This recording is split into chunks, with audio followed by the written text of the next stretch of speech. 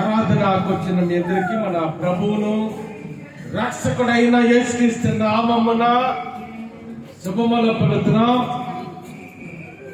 Once again, we invite you all, greet you all in the matchless name of our Lord and Savior Jesus Christ. దేవుని సన్నిధి చాలా గొప్పది. The God has given such a very good climatical condition. The God has brought here. మన దేవుడు తన మందిరానికి మనం తీసుకొచ్చాడు, మంచి వాతావరణం ఇచ్చాడు. ఆయన నామాన్ని మహిమపరచడానికి, ఆయన నామాన్ని గర్వపరచడానికి, ఆయన అమూల్యమైన మాటలు వినడానికి. Which is the most valuable and most precious thing in the world.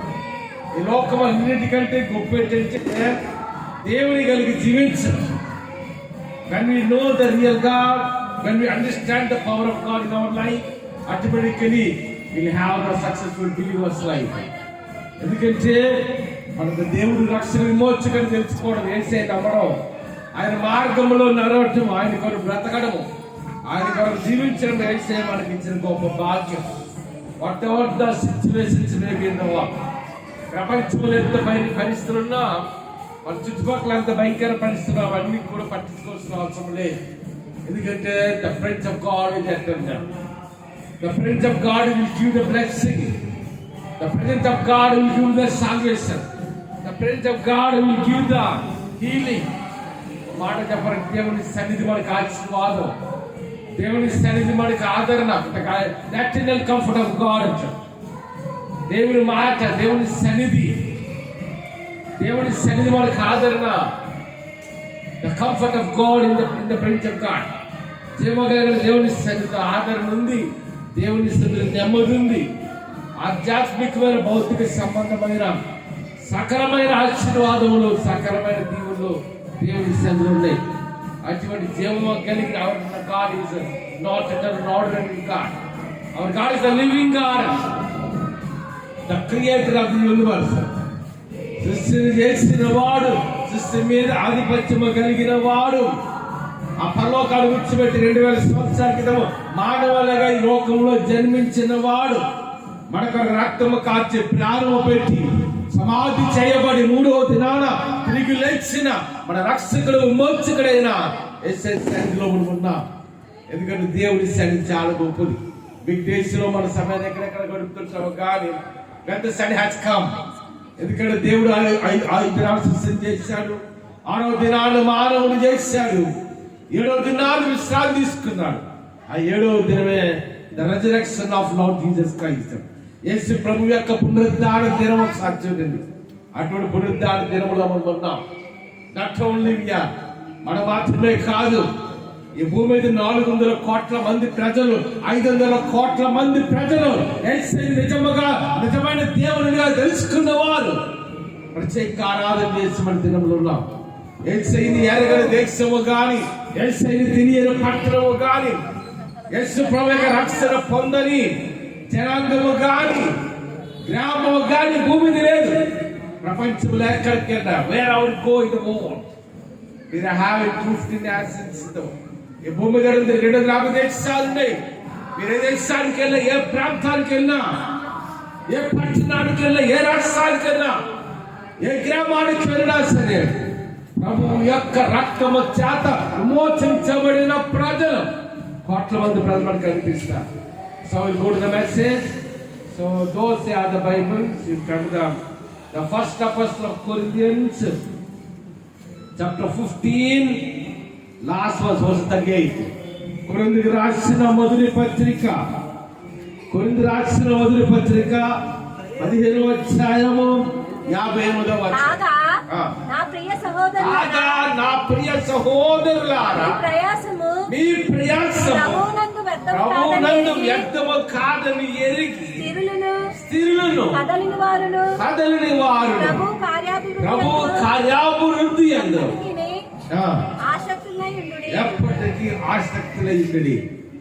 When the Paul is writing the first of the Corinthians chapter 15 verse 58, ఇక్కడ పౌలు భక్తుడు దేవుని అభిషేకముతో, దేవుని యొక్క దర్శనముతో ఈ యొక్క గ్రంథాలు రాస్తున్నప్పుడు ఫస్ట్ ఆఫ్ కొరింథియన్స్ అలాగే కొరింథీ రాసిన మొదటి పత్రికలో ఒక ప్రాముఖ్యమైన మాట రాస్తున్నాడు. 15వ అధ్యాయము 58వ వచనం, 15th chapter 58th verse in the book of Corinthians in New Testament. ఇక్కడ ఏమని రాస్తున్నాడంటే, కాగా నా ప్రియ సహోదరులారా మీ ప్రయాసము ప్రభువు నందు వ్యర్థము కాదు. ఈ మాట చాలా ఆదరణకరమైన మాట. This is a particular the comfortable word in the Bible. ఎంత ఆదరణతో కూడిన మాట పౌలు రాస్తున్నాడు. దేవుడి అభిషేకం రాస్తున్నాడు, దేవుడి దర్శనం రాస్తున్నాడు. దేవుని మార్గంలో నడిచేవాడిగా, దేవుని కొరకు నమ్మకమైన విశ్వాస క్రైస్తవ జీవితమును జీవించేవాడుగా. ఇక్కడ పౌలు రాస్తుంది ఏంటంటే, మీ ప్రయాసము ప్రభువు నందు వ్యర్థము. ఏంటవుతుంటమ్మా? మన ప్రయాసము ప్రభువు నందు వ్యర్థము. ఒకసారి రెండు చేతులపై తల్లి చేద్దామా, ఒకసారి ఇంకో బిగ్గరగా చేద్దామా, ఇంకొకగా చేద్దామా. తప్పకుండా దేవుని ఇక్కడ పౌలు భక్తులు రాస్తున్న మాట ఏంటంటే, మీ ప్రయాసము ప్రభువు నందు వ్యర్థము కాదు. ఎంత మంచి మాట చూసారా? లోకంలో అనేకమైన రకాల ప్రయాసలు ఉంటాయి, అనేకమైన రకమైన ప్రయాసలు ఉంటాయి. అంత ఉద్యోగం అనేది ఒక ప్రయాస, వ్యాపారం అనేది ఒక ప్రయాస, లోకంలో జీవించడం అనేది ఒక ప్రయాస, బిడ్డలు పెంచడం అనేది ఒక ప్రయాస, చదువుకోవడం ఒక ప్రయాస, ఎడ్యుకేషన్ లో మంచి ర్యాంక్ తెచ్చుకోవడం ప్రయాస, ఆరోగ్యము కలిగి ఉండటం ప్రయాస. ఇలాగ లోకములో వైవాహిక జీవితంలో ముందుకెళ్ళటం అనేది ఒక ప్రయాస. ఈ లోకంలో అనేక రకాల ప్రయాసాలు ఉన్నాయి. కానీ ఇక్కడ పౌలు రాసిన మాట ఏంటి తెలుసా? ఏ ప్రయాసము కాదు, మీ ప్రయాసము ప్రభువు నందు వ్యర్థము కాదు. ఏ ప్రయాస? ప్రభు కొరకు మనము పడిన ప్రయాస, దేవుని మార్గములో నడవటము, దేవుని కొరకు బ్రతకడము, దేవుని కొరకు జీవించడము. It's not that but to live a successful Christian life. Yesayya కొరకు బ్రతకాలంటే, ప్రభు కొరకు జీవించాలంటే, నిజమైన రక్షకుడు వచ్చిన యేసయ్య మార్గములో మనం నడవాలంటే, అది ఏంటంటే ఇది నాలో it's not that much easy to live a successful believers life నౌడేస్. ఇతనాలు యేసయ్య బ్రతకడం అంటే ఇది కాదు. ఒక మాట చూడండి, మనం ఎక్కడున్నామో ఒకసారి చూడండి. బయట భయంకరమని అంద మనం అనేక రకాల ప్రయాసాలు పడుతుంటాం. వీటన్నిటి ద్వారా ఆశీర్వాదం బైబిల్ చెప్పట్లేదు. కానీ మీ ప్రయాసము ప్రభువు నందు వ్యర్థము కాదు. ఎవరి కొరకు పడిన ప్రయాస అంట? దేవుని కొరకు మనం పడిన ప్రయాస. దేవుని సన్నిధిలో, ఎందుకంటే మన విశ్వాసానికి ఒక నిరీక్షణ ఉంది, మన విశ్వాసానికి ఒక ఆదరణ ఉంది, మన విశ్వాసానికి ఒక గురి కన్ను ఉంది. ఈ భూమి మీద ఒక క్రైస్తవుడు మాత్రం ధైర్యంగా చెప్పగలరు. ఏం తెలుసా? నేను కళ్ళు మూసిన ఇక్కడికి అక్కడికి కళ్ళు తెలుస్తాను. If we close our eyes in the hole, we'll open our eyes in the eternity, in the heaven of God, in the heavenly Jerusalem. అందుకని సాక్షులని లోక సభలో ప్రయాస గురించి ఇక్కడ పౌలు రాయట్లేదు. కానీ యేసయ్య కొరకు మనము పడిన ప్రయాస. యేసయ్య నమ్ముకున్న ఎన్నో కష్టాలు వస్తాయి, యేసయ్య నమ్ముకున్న ఎన్నో శ్రమలు వస్తాయి, యేసయ్య నమ్ముకున్న అనేక నిందలు అవమానాలు గుండా మనం నడిపించవలసి ఉంటుంది. యేసయ్య నమ్ముకున్న తర్వాత మన బంధువులు అనేక వాళ్ళు వెలివేస్తారు కొన్ని సందర్భాలు. ఒక మాట గుర్తుంచుకోండి, Christians are not minorities in our country. క్రైస్తవులు అంటే మైనారిటీస్ కాదు. క్రైస్తవులు అంటే నిజమైన దేవుని తెలుసుకొని ప్రభువు కొరకు బ్రతికే యుద్ధ సూర్యులకు సాక్షులండి. అందుకని ఏ ప్రయాస అంట? మీ ప్రయాసము ప్రభువు నందు వ్యర్థము కాదు. ఇతర ఇస్రాయేల్ దేశముకి వెళ్ళండి, ప్రపంచ అనేక మనిషి millions of graves in the world. ప్రతి గ్రామంలో, ప్రతి పట్టణంలో, ప్రతి రాష్ట్రంలో, ప్రతి దేశంలో కూడా సమాధులు వదిలేని అనగా బరియల్ గ్రౌండ్ లేని దేశము కానీ, బరియల్ గ్రౌండ్ లేని పట్టణము కానీ, బరియల్ గ్రౌండ్ లేని గ్రామం కానీ ప్రపంచంలో ఎక్కడ ఉండదు. కానీ ఒక్క సమాధి తెరిచి ఉంది. Only one grave has been open 2000 years ago. 2000 సంవత్సరాల క్రితము ఒక సమాధి తెరవబడింది. ఆ సమాధి మన రక్షకుడు విమోచకుడైన యేసయ్య సమాధి. ఆయన మానవులకు రక్తము కాచ మాత్రమే కాదు, మానవుల కొరకు ప్రాణం పెట్టి మాత్రమే కాదు, ఆయన సమాధి చేయబడి 3వ దినాన తిరిగి లేచిన తర్వాత యేసయ్య సమాధి ఏ సమాధి అంటది? తిరిగి ఉంచిన సమాధి. అదే పౌలు రాస్తున్నాడు ఇక్కడ. దాని ముందు ఏమంటాడు ఒకసారి చూడండి. 54 వచ్చి లాస్ట్ అయిన విజయమందు మరణము మృంగి వేయబడినని మాట వాక్యము నెరవేరును. ఓ మరణమా నీ విజయం ఎక్కడ? ఓ మరణమా నీ ముళ్ళు. చూసారా? అంటే పౌలు మరణంతో సవాల్ చేస్తున్నాడు. ఓ మరణమాని విజయం ఎక్కడ? ఓ మరణమాని ముళ్ళు ఎక్కడ? 2000 సంవత్సరాలు యేసు ప్రభువారు మానవుల కొరకు రక్తము కాచి ప్రాణము పెట్టి ఆయన సమాధి చేయబడి 3వ దినాన ఆయన తిరిగి లేచిన తర్వాత ఈ మానవ జాతికి ఒక నిరీక్షణ ఇచ్చారు. It's a living hope of God. It's a living hope of Lord Jesus Christ. Yesu ప్రభు మనకి ఒక జీవంతో కూడా నిరీక్షణ మనకి ఇచ్చాడు. మన విశ్వాసానికి ఒక ఆధారం ఉంది. ఈ దినం కూడా ఇచ్చిన పట్టణానికి వెళ్ళండి. ఇప్పుడు వెళ్ళినా ఏంటి తెలిసి ఒక సమాధి తెరిచి ఉంచింది. సమాధి ఒకటి ఉంది.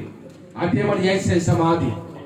ఆయన మరణాన్ని చేయించాడు, మరణ పొమ్ములను విరిచాడు, మరణాన్ని చేయించి ఆయన 3వ దినాన మన కొరకు తిరిగి లేచిన మన రక్షకుడు మోచకుడు యేసయ్య యొక్క సమాధి ఎలాగుందంట?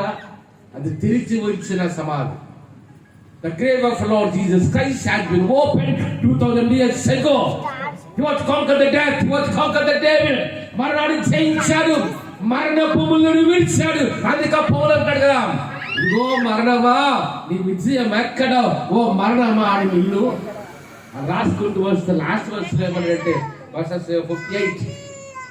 The first of Corinthians chapter 15. కాగా నా ప్రియ సహోదరులారా ప్రయాసము ప్రభువునందు వ్యర్థము కాదని ఎవరికంటమా మీ ప్రయాసము ఎవరికి పడిన ప్రయాస మన రక్షకుడు మోచకుడు యేసయ్య కొరకు మనం పడిన ప్రయాస. ఆయన మార్గంలో నడిచే ప్రతి నిమిషానికి, ఆయన మందిరంలో గడిపే ప్రతి సెకండ్ కూడా దేవుని ఆశీర్వాదం ఉంది. One day God will honor us. One day God will bless us. When God has invited to the heaven of God. ఆ పరమ రాజ్యం తీసుకెళ్ళినప్పుడు దేవుడు ఒక దినాన దేవుని బిడ్డలకు అంటాడు కదా, ఒకసారి చూడండి, ఇదిగో నా కొరకు ఎంత ప్రయాసపడ్డాను అనుకున్నాను. అంతేనా? అందుకని మీ ప్రయాసము ప్రభువు నందు వ్యర్థము కాదు. అంతేనా? నేను దినాలనుకుంటే నాకు ఒక వీడియో కాల్ వచ్చింది. నా సెల్ ఫోన్ ఒక వీడియో వచ్చింది. ఆ వీడియో చూసినప్పుడు చాలా ఆశ్చర్యం అనిపించింది. ఒకవైపు ఆశ్చర్యం అనిపించింది, ఒక వేదన కలిగింది. ఆ వీడియో తెలుసా? ఎక్కడికో నాగాలాండ్ కాదు, మణిపూర్ కాదు, లేకపోతే ఇంకొకటి ఎక్కడ ఆఫ్రికా ఖండంలో కాదు, లేకపోతే ఎక్కడో ఉత్తరప్రదేశ్ ఎక్కడ కాదు, మన తెలుగు రాష్ట్రంలోనే ఒక గ్రామం, నేను పేరు మర్చిపోయాను కానీ నేను సెల్లో వీడియో. ఆ గ్రామంలో అంతా కొంతమంది ఏం చేశారంటే అక్కడ సువార్త చేస్తున్నాను పట్టుకుని ఒక విధంగా కొట్టి వాళ్ళ చేతిలో బైబిల్లో ఆపుకొని, వాళ్ళ చేతిలో పుస్తకాలు కరపత్రాలు ఆపుకొని చెప్పేసి అక్కడ ఏం చేస్తుందంటే పెట్రోల్ పైసి తగలెట్టేస్తారు. ఇది ఎక్కడో జరగలేదు, వేరే దేశంలో జరిగిన ఆ సంఘటన కాదు, ఏదో ఆఫ్రికా ఖండంలో జరిగిన సంఘటన కాదు, మన తెలుగు రాష్ట్రాల్లో ఒక గ్రామంలో జరిగిన సంఘటన. ఒక మాట గుర్తుంచుకోండి, India is a democratical country. Everybody can worship their own God. భారతదేశం అంటే ప్రజాస్వామ్య దేశం, తెలుగులో చెప్పాలంటే democratical country of country. The India one of the most blessed country అనేది భూమి మీద దేవుని చేత ఆశీర్వదించబడిన ప్రముఖ దేశం భారతదేశం. భారతదేశం అంటే ఒకసారి చూడండి, ఇది కమ్యూనిస్ట్ నేషన్ కాదు. భారతదేశం అంటే ప్రజాస్వామ్య దేశం. ప్రతి ఒక్కరు తమ నమ్మిన దేవుని నమ్మచ్చు. ప్రతి ఒక్కరు సాక్ష్యం దేశంలో ప్రతి ఒక్కరు కూడా ఏ దేవుని నమ్ముతారో దేవుని నమ్ముకుని ముందుకు వెళ్ళొచ్చు. భారతదేశంలో ఎవరికి ఇష్టమైన దేవుడు మరి ఆరాధన చేసుకోవచ్చు. ఈ దేవుని నమ్మద్దని అంటానికి ఎవరికి లేదు. That is called as democratical country. అంతేనా? మన దేశంలో చుట్టూ భయంకర పరిశ్రమలు కనిపిస్తుంది. అందుకని ఇక్కడ పౌలు రాస్తున్న మాట ఏంటంటే, ఇదిగో మీ ప్రయాసము ప్రభువు నందు వ్యర్థము కాదని ఎరిగి. ఏంటి ఎరగాలంటే మనం మన దేవుని కొరకు పడిన ప్రయాసం అనుకోవచ్చు. ఎండ ఉందిలే, అయ్యో అడగాలనుకున్నాయిలే, ఏసై నమ్ముకుంటే నాకు ఎన్నో కష్టాలు వచ్చాయిలే.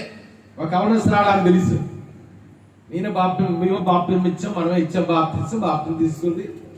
నేను తిరగకుండా ఉద్యోగం పోయింది. నా దగ్గరకు వచ్చి, అయ్యగారు బాప్టిజం తీసుకున్న ఉద్యోగం పోయిందండి. నేను అన్నాను, ఏమి కాదు, పోయిందంటే దానికి 10 రెట్లు ఇస్తాను.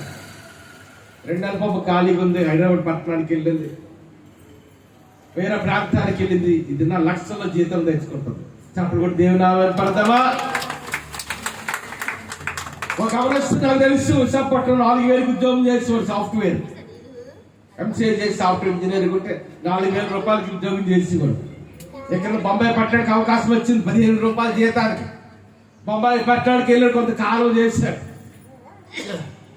ఈరోజు స్విట్జర్లాండ్కి అవకాశం వచ్చింది, 1,50,000 జీతం అన్నాడు.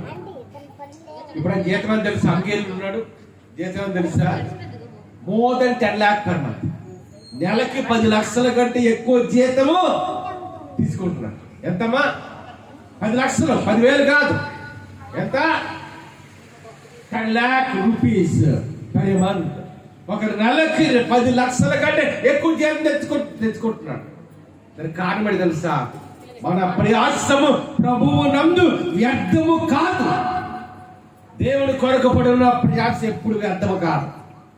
దేవుని మందిరంలో మనం గడిపే ప్రతి నిమిషానికి దేవుని ఆశీర్వాదం ఉంటుంది. దేవుని నమ్ముకుని ఎన్నో కష్టాలు పెట్టడానికి ఆహారం కూడా ఆడుకోవచ్చు. బైబిల్ చదువు చేసి అనేక మంది భక్తులు ఏలియా కంట ఎలా జీవించాడు తెలుసా? ఎలాగమ్మా? కాకులతో పంపించారంట ఆహారం. కాకులక్కడ నా ఆహారం పెడతాయా? మీ ఎప్పుడైనా ఈ పిల్లికి కొంచెం అన్నం పెట్టినాడు, ఏం చేస్తా? కాకులు వచ్చి ఇక్కడ తింటుంటాయి. కాకులు ఎవరికి పెట్టి ఆహారం. ఎలాగంట? అక్కడ ఎవరు? మన ఏలియా ప్రవక్త, ప్రాఫిట్ ఎలైజా. ఏలియా ప్రవక్త ఎలాగంట? ఆహారం ఎక్కడ వచ్చింది? కాకుల ద్వారా పంపించారంట.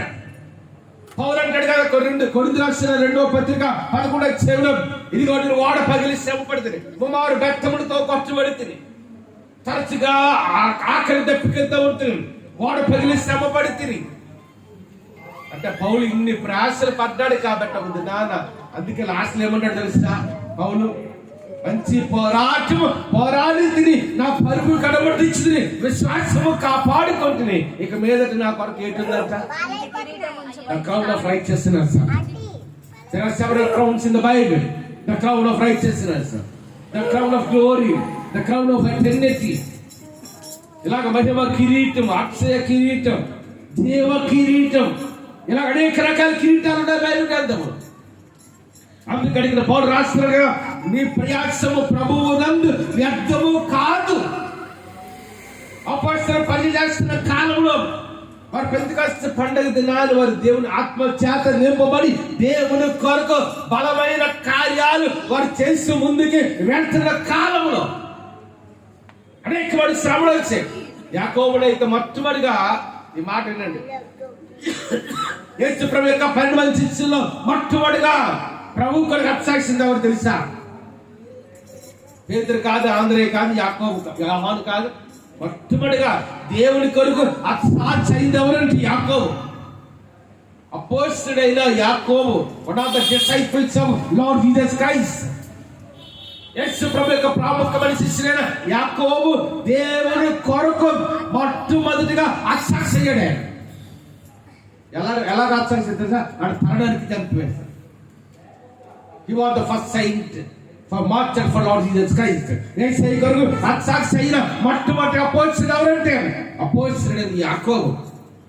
అపోస్తలుడు ప్రాంతంలోకి వెళ్ళాం, ఇదిగో భూలోకమును తలకిందులు చేసి వారు ఇక్కడికి వచ్చేన్నారు.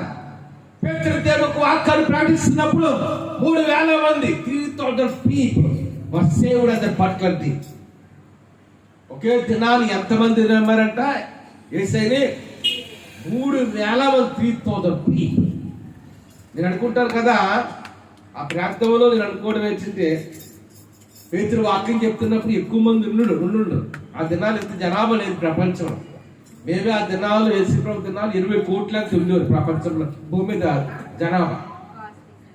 మన భారతదేశ స్వతంత్రం వచ్చినప్పుడు 40 కోట్లు ఉండేది మన భారతదేశ జనాభా 47-48 టైంలో. అందుకని సాక్షి చూసారా, దేవుడి కరు మట్టుబడి కాదు సాక్షి యాకోబుకి తెలుసు, ఏలియాకి తెలుసు, అబ్రహాముకి సాగుకు తెలుసు, మోసేకి తెలుసు. అందుకే మోసే అంటాడు కదా హెబ్రీయులకు రాసిన 11వ అధ్యాయంలో, ఐగుప్తు ధర్మ కంటే దేవుని ప్రజలతో నిన్న బాబు భాగ్యమని ఎంచుకొనలేదు గాని అంటే మోసేకి ఏది వెంబడించాడు. ఆ తర్వాత ఐగుప్తు దేశానికి రాజు అవుతాడు. ఐగుప్తు దేశం సకల విద్యలకి ప్రవీణుడు. ఐగుప్తు దేశంలో సమృద్ధి ఉంది. ఓ వాడు చెప్పారు ఐగుప్తు దేశానికి నెక్స్ట్ రాజు ఎవరంటే మోసే.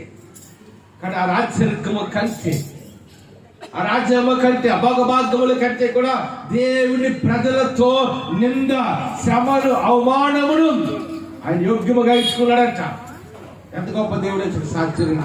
అందుకంటాడు కదా ఒకసారి, మీ ప్రయాసము ప్రభువు నందు వ్యర్థము కాదని ఎరిగి ఎలాగుంటారు strong the faith, strong on the faith of Lord Jesus Christ. Yesu ప్రభువు యొక్క విశ్వాసములో ఎలాగుండాలంటే మనము ఇంగ్లీష్ లో ప్రవర్బ్ అంటారు, when may come, when may go, but the world remains the same. ఆ సామెత అర్థమేంటి తెలుసా? ప్రపంచంలో భూమి మీద మనుషులు పడుతుంటారంట, మనుషులు చనిపోతుంటారంట, మనుషులు పుట్టిన వాడికి ఇంతగా మారు. అంతేనా?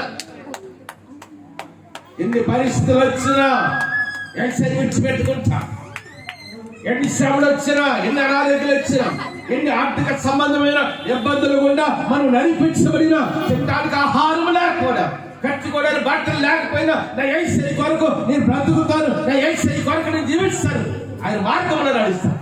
Making decision.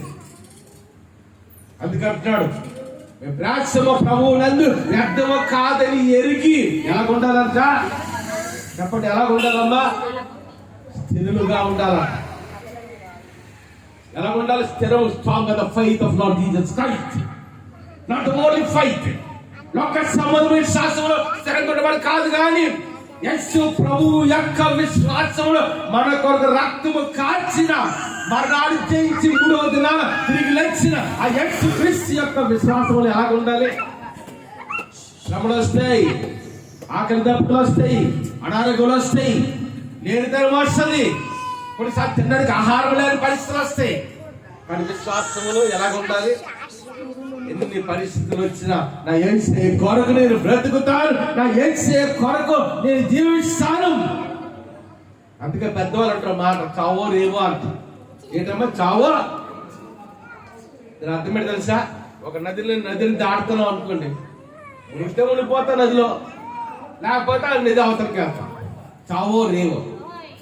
Christianity is not an ordinary thing. దేశాన్ని నమ్ముకోవడం అంటే అది ఈజీ కాదు. క్రైస్తవ జీవితం అంటే అది పూలబాట కాదు.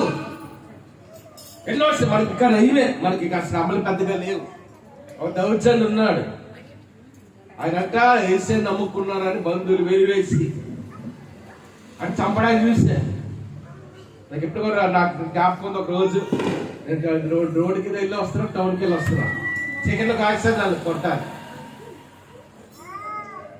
అలా ఎన్నో పరిస్థితులు గుండా, ఎన్నో భయంకరమైన పరిస్థితులు గుండా నడిపించబడిన నా యేసయ్య కొరకు నేను బ్రతుకుతాను, నా యేసయ్య కొరకు నేను జీవిస్తాను. ఎటువంటి మరణమైన జీవమైన యేసయ్య మార్గం నడుస్తాను. క్రైస్తవ జీవితం అంటే అది పూలబాట కాదు.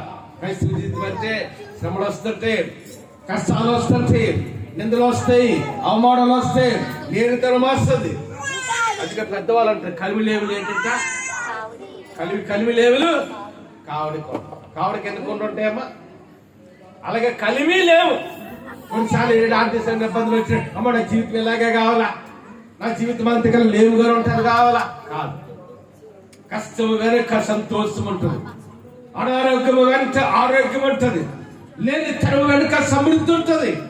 ఎందుకంటే మనం నమ్మిన దేవుడు జీవము కలిగిన దేవుడు కాబట్టి, మనం నమ్మిన దేవుడు ఆయన మరణాలు జయించి మృత్యుంజయుడిగా తిరిగి లేచిన వాడు కాబట్టి. అందుకే పౌరుడు ప్రయాసము ప్రభువునందు వ్యర్థము కాదని ఎరిగి స్థిరులను ఎలాగుండాలంట?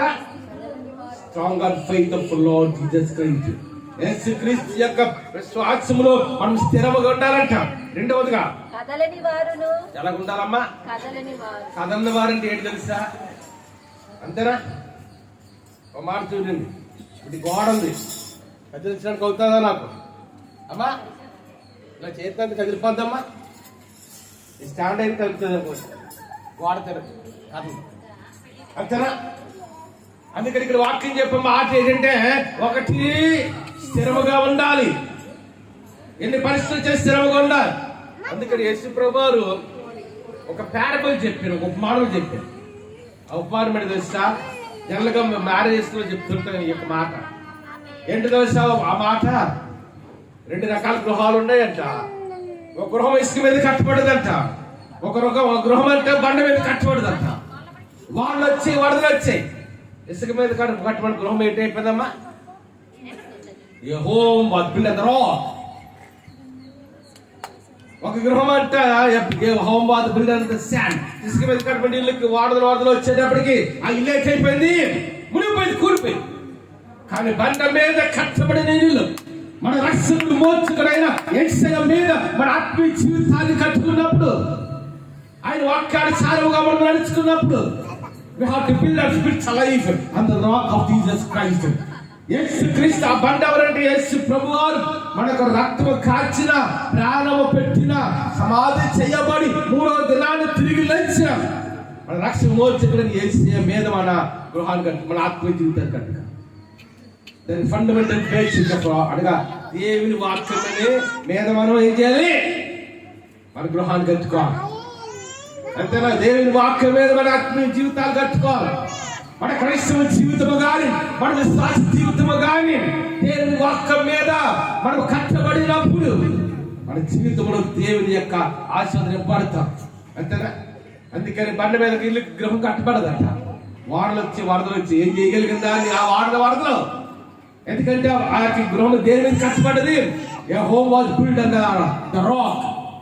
అది బండ మీద కట్టబడి ఇల్లు కానీ, కాబట్టి అది వరదలు వచ్చాయి, ఏంటి భయంకర పరిస్థితి వచ్చినా సరే ఆ బండ మీద కట్టబడడం వల్ల ఆ ఇల్లు, ఆ గృహం కూలిపోలేదంట. ఆ బండ ఏమో తెలుసా? That particular rock is the Lord Jesus Christ, the crucified God, the resurrected God అంట. మన కొరకు పునరుద్ధాన మరణాన్ని చేయించి, మరణపు ముళ్ళను విడిచి 3వ దినాన తిరిగి లేచిన మన రక్షకుడు మోక్షకుడైన యేసయ్య మీద మన ఆత్మీయ జీవితాన్ని మనం కట్టుకున్నప్పుడు, ఎన్ని కష్టాలు వచ్చినా, ఎన్ని శ్రమలు వచ్చినా, ఎంత లేనితనం వచ్చినా, ఎన్ని భయంకరమైన పరిస్థితులు కూడా మనం నడిపించబడినా సరే, మన ఆత్మీయ దేని మీద కట్టుకున్నాం? యేసయ్య మీద మనం కట్టుకున్నాం. కాబట్టి ఈ కష్టాలు కానీ, శ్రమలు కానీ, నిందలు, అవమానాలు ఇవేమీ కూడా మనం ఏమి చేయలేము. అందుకే ఇక్కడ పౌలు రాస్తున్నాడు, మీ ప్రయాసము ప్రభువునందు వ్యర్థము కాదని ఎరిగి స్థిరులను. రెండోది ఏంటంట? అంతేనా? జనరల్గా మనం ఏదైనా గృహం కట్టుకుంటే ఏది కట్టడం తెలుసా? అదే 5 అంతస్తులు ఉంటాయి, 2 అంతస్తులు ఉంటాయి, 100 అంతస్తులు ఉంటాయి. మలేషియా కోలాలంపూర్ ఉంది, అక్కడ 165 అంతస్తుల బిల్డింగ్ ఉంది. దుబాయ్లో బుర్జ్ ఖలీఫా అంటారు ఆ బిల్డింగ్, చాలా ఎత్తు ఉంటుంది.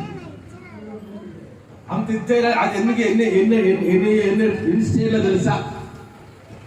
168 అంతస్తులు కట్టారు. ఏదైనా గృహం కట్టేటప్పుడు ఏది చూసుకుని తెలుసా? మొట్టమొదటి ఏది కరెక్ట్గా ఉండాలి? పునాది కరెక్ట్గా ఉంటేనే ఆ ఇల్లు నిలబడుతుంది. అంతేనా? పునాది ఏదనుకోని లేట్ అవుతుంది. మన ఆత్మీయ జీవితం అనే పునాది మీద మన ఆత్మీయ జీవితాన్ని మనం కట్టుకున్నప్పుడు మన జీవితంలో మనం ఏంటంటే ఎన్ని పరిస్థితులు వచ్చినా సరే, ఈ పరిస్థితులు ఏమీ చేయలేము. మనకి కష్టాలు వచ్చినా, అనారోగ్యాలు వచ్చినా, నిందలు, అవమానాలు వచ్చినా, లేనితనం వచ్చినా, ఆకలి దప్పులు వచ్చినా ఇదేం మనం ఏం చేయలేం. ఎందుకంటే మన ఆత్మీయ జీవితం పునాది వరకు ఉంది, యేసయ్య మనం కట్టుకున్నాం. అందుకే మీ ప్రయాసం ప్రభువునందు వ్యర్థమో కాదని ఎరిగి స్థిరులను కదలని వారును. లాస్ట్ ఏమదంట? ప్రభువునందు, ప్రభు కార్యాభివృద్ధి. అమ్మ ఏ కార్యాలు? మనకి అనేక కార్యాలు ఉంటాయి. వదిలేసిన కార్యం జనరల్గా చూసినప్పుడు ఆడవాళ్ళకి వదిలేసిన వెంటనే డ్రస్ చేయాలని గుర్తురాదు. ఏంటి గుర్తురాదు? డ్రస్ చేయాలని గుర్తురాదు. లేకపోతే అయ్యో మామూలుగా ప్రార్థన చేసుకుని గుర్తురాదు. వదిలేసిన గుర్తొచ్చింది ఏంటి తెలుసా? అమ్మా ఏంటి వంటగది గుర్తు వస్తుంది. అయ్యో భర్తకు వండి పెట్టేయాలి, కేరళలు కట్టాలి, బిడ్డలకి వండి పెట్టేయాలి, టిఫిన్లు చేయాలి, భోజనం వండాలి, కూరలు వండాలి. కానీ బైబిల్లో చెప్పిన మాట ఏంటి తెలుసా? After the wake up in the morning we have to spend our first time in the presence of the living God. సన్నిధిలో వదిలించినట్టే మోకరించిన మన వారు చేసుకోవాలి. వదిలించినట్టు దేవుని సన్నిధిలో కన్నీరు కాల్చిన మన వారు చేస్తాం. వదిలించిన వెంటనే దేవుని వాక్యాన్ని చదువుకుని మన వారు చేస్తాం.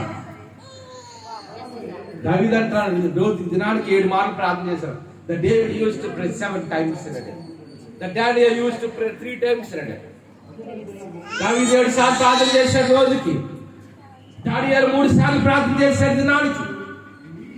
అందుకని ఏ కార్యం అంటా? ఉద్యోగం అనేది కార్యం, వంట వండుకోవడం కార్యం, షాపింగ్ కట్టడం కార్యం, ఇలాగ అనేకమైన కార్యాలు ఉంటాయి. కానీ అన్నిటికంటే ఎవరు క్రియలు? దేవుని యొక్క కార్యాలు. ఇంకో ఏసైలో బ్రతుకుతాను, ఏసైలో జీవిస్తాను, ఆయన మార్గంలో నడుస్తాను. ఆదివారం అంటే మనకి అంటే చాలా మంది గుర్తొస్తుంది తెలుసా? ఒక మాట తెలుసా? ఏదైనా సండే అంటే మన దేశంలో కొన్ని కోట్ల మందికి ఏది గుర్తొస్తున్నా బార్లకి వెళ్తాము, అంతేనా? మంచిగా వండుకొని తింటాం. ఇవన్నీ వండుకొని తినొద్దని ఎవరు చెప్ప. ఒక మాట తెలుసా? ఆదివారం ఎప్పుడు కూడా మా ఇంట్లో మధ్యాహ్నం వంట వండవు అంతని చెప్పిన మాట. అవును పట్లస్ అంటే ఉదయం లేచినట్టే దేవుని పని, ఫోన్లు చేయడం, ప్రార్థన చేయడం, బైబిల్ మెసేజ్ ప్రిపేర్ అవ్వడం, తెలుసు. ఆదివారం మధ్యాహ్నం ఎప్పుడు వండుకోవడం అనేది జరగదు. ఇంకా లాస్ట్కి ఏం చేస్తామంటే మొత్తాదిలాగా ఇక్కడ కొట్టుగా యూత్ పెంచి కొట్టుకెళ్ళిగా ఏంటిది మెస్కెళ్ళి ఏదో తెచ్చండి, కర్రీయో సాంబారో పప్పు తెమ్మ అంటే ఆదివారం అంటే వదిలేసినట్టు మనకి ఏం గుర్తు రావాలి? దేవుని సన్నిధి. అయ్యో ఇది దినము ఆదివారం కదా, దేవుని మందిరానికి వెళ్ళాలి, ఆయన పాటలు పాడి ఆయన నామాన్ని మహింపరచాలి, ఆయన నామాన్ని గర్వించాలి, దేవుని యొక్క మాటలు వినాలి, ఆయన ఆదరణ పొందాలి, నెమ్మది నేను పొందాలి. ఎందుకంటే దేవుని సన్నిధిలో ఆశీర్వాదం ఉంది కాబట్టి. మనం ఎవరు ఏ గుర్తు రావడం? ఆదివారం వచ్చినట్టునే మటన్ కొట్టు, చికెన్ కొట్టు గుర్తు రావడం. ఏ గుర్తు రావాలమ్మా? దేవుని సన్నిధి, the Prince of God. Because the Prince of God will lead us into the hill of God, the leading of the blessed. ఎందుకంటే దేవుని సన్నిధి అంటే మనకి ఆశీర్వాదం, దేవుని సన్నిధి మనకు బలము, దేవుని మన సన్నిధి మనకి శక్తి, దేవుని సన్నిధి మనకి ఆదరణ, దేవుని సన్నిధి మనకి నెమ్మది. ఒక మాటలో చెప్పాలంటే a good divine and matchless blessing in the presence of God. Yesayya సన్నిధిలో ఆధ్యాత్మికమైన, భౌతిక సంబంధమైన సకలమైన ఆశీర్వాదములు, సకలమైన దీవులు కూడా దేవుని సన్నిధిలో. అందుకంటున్నాడు, మీ ప్రయాసము ప్రభువు నందు వ్యర్థము కాదని ఎరిగి స్థిరులను కదలని వారును. ఎన్ని కష్టాలు వచ్చి కష్టాలు ఏమి చేయలేమా? బండ మీద కట్టుబడి ఇల్లుకి ఏంటి వచ్చి వాడలు వచ్చాయి అంటే వాడలు వచ్చి వరదలు వచ్చాయి. It's a parable of Lord Jesus. Yesu చెప్పిన ఉపమానం ఒకటి. అంటే బండ అంటే ఏంటంటే యేసు నమ్ముకోదు, కష్టాలు వస్తాయి, శ్రమలు వస్తాయి, మనం ఎలా ఉండాలి? యేసు క్రీస్తునందు విశ్వాసంలో స్థిరముగా ఉండాలి. ఒక మాట తెలుసా? ఇప్పుడు నేను చూడండి, ఒకసారి మేఘం ఉంది కాబట్టి ఎండ తక్కువ, ఆ మేఘం విడిపోయింది అనుకోండి, ఏంటి ఉంటుందమ్మా? సూర్యుని కాంతి కరెక్ట్గా డైరెక్ట్ భూమి మీద పడుతుంది, అంతేనా? అలాగే మన జీవితంలో మేఘాలు లాంటివి వస్తాయి, ఆడ అవమానాలు వస్తుంటాయి, కష్టాలు వస్తుంటాయి, మన జీవితం అంతా సమృద్ధి ఉండదు, కొన్నిసార్లు ఏమి తెర వస్తుంది, కానీ దేనికి కృంగిపోకూడదు. అందుకే పౌలు అంటాడు, విశ్వాసమునకు కర్తయు దాన్ని కొనసాగించి వాడైన యేసు వైపు చూచుచు నాకు ఉంచబడిన పరుగు పందెములో ఎలా పరిగెడుతున్నాడట? ద పేషెన్స్ ఆఫ్ గాడ్, ఓపికతో పరిగెడుతున్నాడట. ఎవరు చూస్తున్నాడు? పౌలు భక్తులు. దావీదు అంటాడు కదా కీర్తనలు, అదే మాటని మన పేతురు అదే మాటని బోధిస్తాడు పేతురు. నేను ఎల్లప్పుడూ నా ఎదుట ప్రభువుని చూచుకుంటా, ఆయన అక్కడ పార్శ్వమున్నాడు కనుక నేను కదల్చా. ఎవరిని చూస్తున్నాడు? దావీదు ఎవరిని చూస్తున్నాడు? అమ్మా దావీదంటే ఇది సాధారణమైన వ్యక్తి కాదు. Great ruler in the history of the man, a great king, a great emperor. దావీదంటే గొప్ప రాజు, గొప్ప చక్రవర్తి. దావీదు చుట్టూ కూడా 100 మంది యోధులు ఉండేవారు. ఎప్పుడు ఒక్కొక్క యుద్ధంలో 700 మంది 800 మంది చంపిన వారు. అంత బలమైన యోధులు ఉన్నారు. ఎవరి చుట్టూ దావీదుని కాపాడడానికి రాజుగా అయిన తర్వాత. కానీ తన సైన్యాన్ని చూసుకోలేదు, తన చుట్టూ యోధులు చూసుకోలేదు. ఎవరిని చూస్తున్నాడు? నేను ఎల్లప్పుడూ నా ఎదుట నేను ప్రభువును చూచుకుంటున్నట్టు సాక్ష్యం. ఎవరు? దావీదన్న మాట. అదే పౌలు అంటాడు కదా, ఇదిగో విశ్వాసమునకు కర్తయు దాన్ని కొనసాగించు వాడైన యేసు వైపు చూచుచు నాకు ఉంచబడిన బంధములు. ఎలా పరిగెడతాడంట? యేసు గారు బ్రతకాలంటే ఏంటి కావాలి? You need the patience to live for God. యేసు గారు బ్రతకాలంటే వాడికి ఏంటి ఉండాలి? ఓపిక ఉండాలి. అంతేనా? ఓపిక లేకపోతే మనం must have the patience. ఓపిక ఉండాలి మన జీవితంలో. ఎప్పుడైతే మనం ఓపిక కలిగి ఉంటామో, కష్టాలు వచ్చినా, ఎన్ని పరిస్థితులు వచ్చినా సరే, నేను యేసు గారు జీవిస్తాను, యేసు మాట్లాడిస్తాను, యేసు గారు బ్రతుకుతాను. అందుకంటే ఈ ప్రయాసము ప్రభువునందు వ్యర్థము కాదని ఎరిగి స్థిరులను కదలని వారు. ఆఖరి మూడోది ఎవరి కార్యాలలో అభివృద్ధి అంటారమ్మా? ప్రభు యొక్క కార్యాలు, ఆయన సన్నిధి రావడమును. అందుకే కీర్తనాకారుడు 42 కీర్తన, దుప్పు నీటి వాగుల కొరకు ఆశపడినట్లు దేవా నీ కొరకు నా ప్రాణము ఆశతోడుచున్నది. దుప్పు నీటి వాగుల కొరకు ఎలాగ ఆశపడుతుందమ్మా? దుప్పు నీటి వాగుల కొరకు ఆశపడుతుంది. అలాగంట మనం ఇక్కడ ఎలాగంట దుప్పు నీటి వాగుల కొరకు ఎలాగ ఆశపడతాం? మనము కూడా దేవుని సన్నిధికి వెళ్ళడం అనే ఆశ కలిగి ఉండాలి. దేవుని వాక్యం వినడం అనే ఆశ కలిగి ఉండాలి.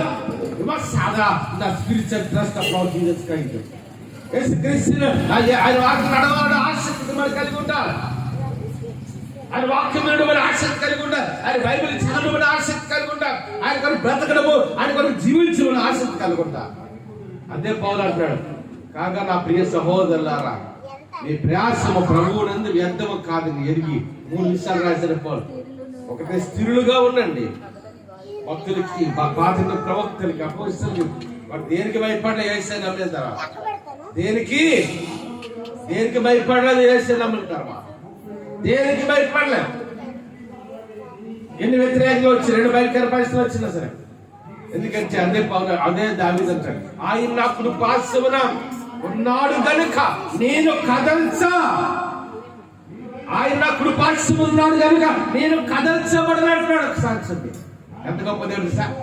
మనం ఎవరు కదల్చగలరు? దాని కారణం అంటే మన బలం కాదు. Not strength, not knowledge, not education qualification. ఇది లోకంలో ఏది కాదు. ఎందుకంటే ఆయన దేవుడు మనకి ఎక్కడ ఉన్నాడు? ఆయన మన కుడి పార్శ్వమున ఉన్నాడు గనుక మనము కదల్చబడము. ఈ లోకంలో సాధ్యం. అదే పౌలు రాసిన ప్రభువునందు వ్యర్థము కాదని స్థిరులు కదలని వారు ప్రభు కార్యాభ్యంతరం అంటే ఎలా ఉండాలంట? ఆయన బ్రతకడం వల్ల ఆసక్తి కలిగి ఉండాలి. ఆయన పని జీవించడం వల్ల ఆసక్తి కలిగి ఉండాలి.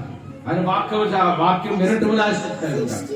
అదే వాక్యం చదవడం వల్ల ఆసక్తి కలిగి ఉండాలి. ప్రభు కార్యాభ్యంతరం ఎప్పటికీ ఆసక్తి కలిగి. ఈ దినం మూలవాక్యం అని తెలుసా? మీ ప్రయాసము ప్రభువునందు వ్యర్థము. ఏం వ్యర్థం కాదు? దేవుని కొరకు మనము పడిన ప్రతి ప్రయాసం వ్యర్థము కాదు. గుర్తుంచుకోండి. మనం అనుకుంటాం యేసు నమ్ముకుంటే యేసు నమ్ముకుంటే ఏ ఆశీర్వదించమాట కాదు. దేవుని మందిరంలో గడిపే ప్రతి నిమిషాలు, నువ్వు దేవుని కొరకు బ్రతికే ప్రతి బ్రతుకు ఒక దిన ఆశీర్వాదం ఉంది. When the time will come, the God will honor us. When the time will come, the God will bless us.